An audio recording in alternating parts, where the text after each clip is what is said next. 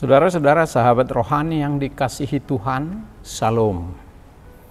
Sebelum kita memasuki renungan ini, marilah kita berdoa. Kasih karunia dan damai sejahtera dari Allah Bapa Tuhan kita dan dari Yesus Kristus menyertai kamu. Amin.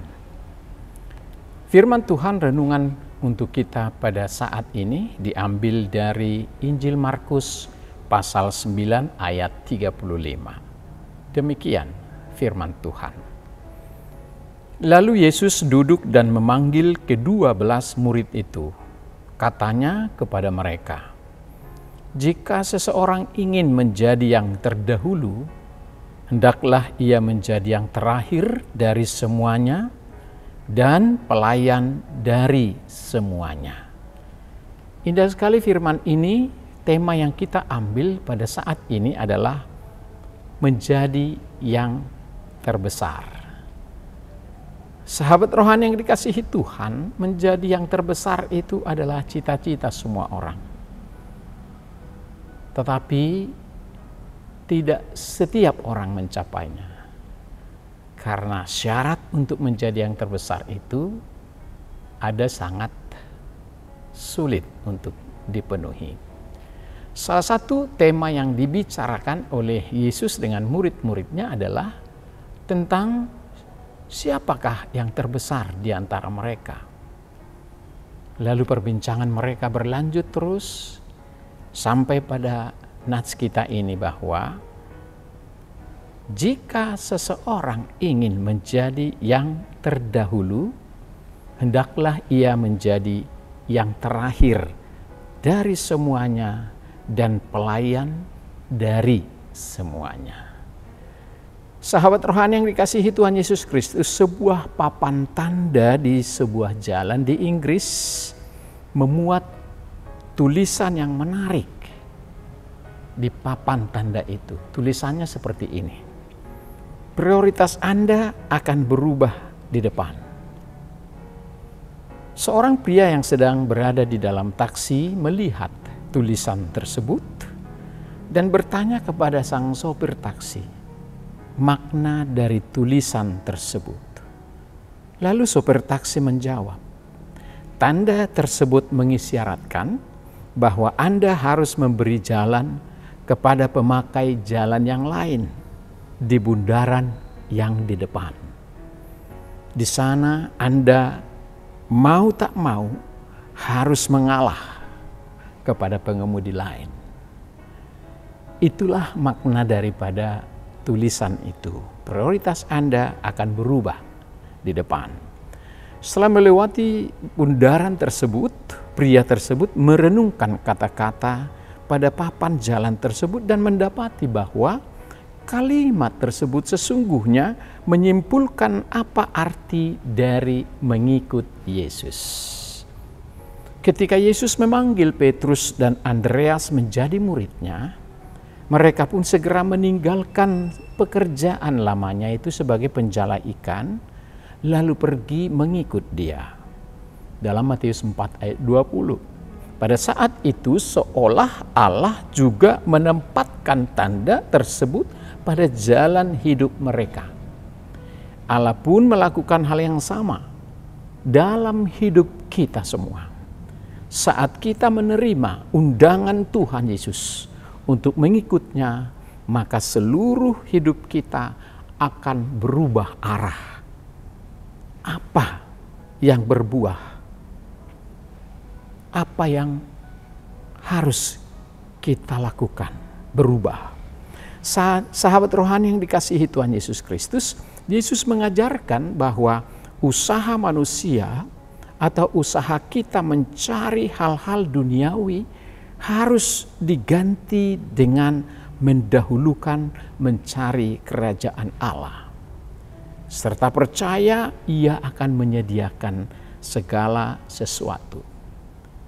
Katanya dalam Injil, "Tetapi carilah dahulu kerajaan Allah, maka semuanya akan ditambahkan." Mengubah prioritas. Ia juga menegaskan pentingnya kerendahan hati. Karena kerendahan hati mencerminkan sifat Yesus, Dan ia adalah teladan utama tentang kerendahan hati. Mengapa tidak? Sesungguhnya kerendahan hati adalah sifat yang sangat sukar dipahami. Bahkan para murid pun bergumul tentang hal ini. Suatu waktu ketika Yesus dan murid-muridnya sampai di sebuah rumah di Kapernaum, katanya dalam Injil ini, ia bertanya apa yang sedang para murid percakapkan di tengah jalan tadi. Karena dia mendengarkan mereka berbincang-bincang tentang sesuatu hal. Sesungguhnya dia tahu apa yang mereka perbincangkan. Tapi dia coba bertanya. Tuhan Yesus sedang mendengar mereka berdebat mengenai siapa di antara mereka yang terbesar dalam kerajaannya yang mereka inginkan. Mereka membayangkan kerajaan Allah itu adalah kerajaan di mana Yesus akan menjadi raja seperti raja dunia atau seperti Raja Daud dan Salomo. Sementara para murid-muridnya adalah sebagai staf atau para pejabatnya. Tetapi Yesus menanggapi dengan berkata soal siapa yang terbesar di dalam kerajaan surga. Dia katakan jika seseorang ingin menjadi yang terdahulu, hendaklah ia menjadi yang terakhir dari semuanya dan pelayan dari semuanya. Yesus menjawab perdebatan mereka dengan cara yang kontradiktif dari nilai-nilai duniawi tentang posisi dan kekuasaan. Posisi dalam kekuasaan. Yesus ingin menegaskan bahwa kerendahan hati dan pelayanan yang tulus, bukan ambisi kekuasaan, adalah sebagai kunci untuk meraih posisi tertinggi di hadapan Tuhan. Sahabat rohani yang baik hati, apa pesan renungan ini bagi kita? Yesus datang ke dunia ini di mana orang-orang serba terburu-buru dan selalu ingin didahulukan. Kita cenderung mengejar prestasi dan prestise untuk mendapatkan tempat yang lebih tinggi dan terhormat. Segala usaha kita di dunia ini adalah sesuatu keinginan untuk membuktikan bahwa kita layak untuk menjadi besar. Untuk mencapai hal itu, segala hal pun dilakukan, termasuk dalam hal pendidikan, ekonomi, sosial, dan politik. Dan itulah yang terjadi, sampai-sampai orang menghalalkan segala cara untuk mencapai prestasi dan prestise yang diinginkan. Dan hal ini membuat kita sering lupa akan kepentingan orang lain, sehingga kita suka memotong atau menerobos jalan pintas demi tujuan kita tercapai. Tuhan Yesus sekarang merombak cara pikir kita dengan menegaskan bahwa ciri khas seorang pengikut Yesus atau murid Yesus adalah dalam tanda kutip pelayan bagi semua orang. Pelayan tanpa mengenal siapa. Berbuat. Itu yang terpenting. Pelayanan kita yang terbaik adalah pelayanan yang kita lakukan dengan tulus ikhlas dan dengan kerendahan hati dan bukan karena ambisi atau mengharapkan balas jasa atau imbalan. Menjadi pemenang sejati adalah memiliki kerendahan hati sebagaimana Kristus yang adalah rendah hati. Kerendahan hati memberikan kita kesadaran diri yang jujur. Kita mengakui Tuhan sebagai sumber segalanya. Kerendahan hati juga membuat kita mengutamakan orang lain daripada diri kita. Kita mengakui Tuhan sebagai sumber segala-galanya, maka memberi kita hati yang melayani, bersimpati, mengasihi, dan berbelas kasih kepada semua orang adalah sebuah keniscayaan.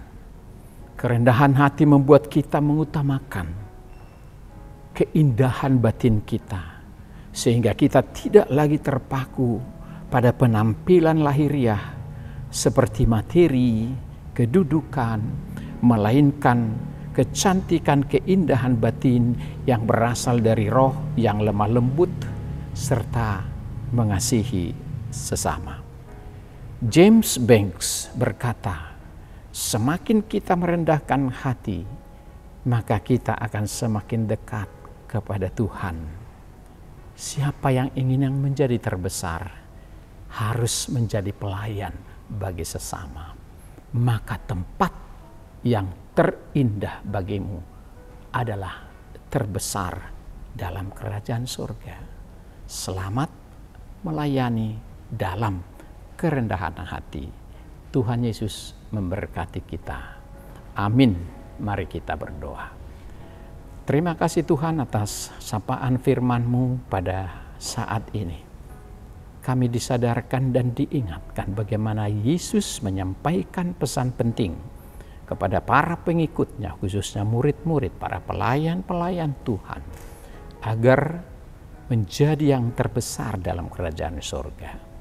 Tapi syaratnya adalah harus menjadi pelayan bagi sesama, harus mendahulukan yang lain daripada diri sendiri, harus merendahkan hati, bukan meninggikan hati, bukan mendahulukan kepentingan kita, kemauan kita, tapi menjadi pelayan bagi sesama.